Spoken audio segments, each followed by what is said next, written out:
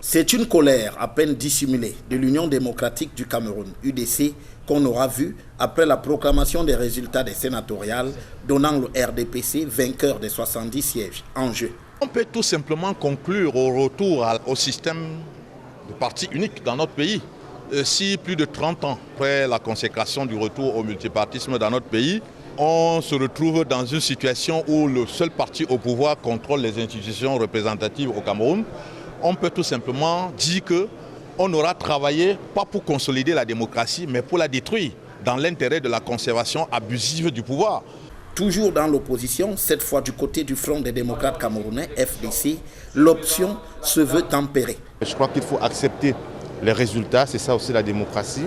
Maintenant, pour ceux qui ont été élus, ils doivent savoir que le Sénat ne doit pas être un reposoir, une maison de retraite. Ils doivent porter la voix des communes, la voix des conseils régionaux, parce qu'honnêtement, le Sénat jusqu'ici n'a pas joué le rôle depuis 10 ans qu'il a été mis en place qu'on attendait au niveau du changement, de l'évolution des communes et des conseils régionaux. Quant au RDPC, à son sens, il n'y a guère péril sur la démocratie camerounaise. Maintenant, donc, ce n'est pas une question de sauver.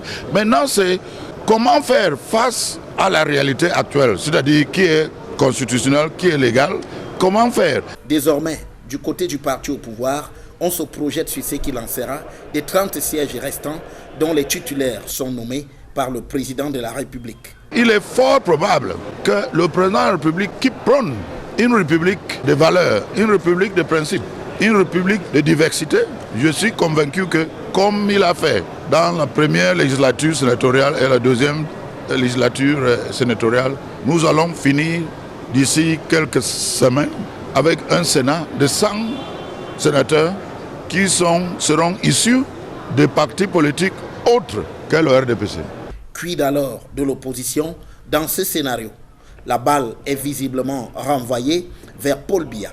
Tout est dans la démarche et on sait que lorsqu'on arrive dans une concession, on va chez le chef de famille et non chez les enfants. Et donc c'est le chef de famille qui sait quel est le fils qui peut aller représenter la concession à tel ou tel endroit. C'est une prérogative qui relève du pouvoir discrétionnaire du président de la République. Nous pensons qu'il fera ce qu'il doit faire. Nous, en tant que parti politique, nous sommes ouverts à toutes les éventualités. À coup sûr, dans le match des sénatoriales 2023 au Cameroun, le RDPC et Paul Biya se posent en maître absolu de la scène politique camerounaise.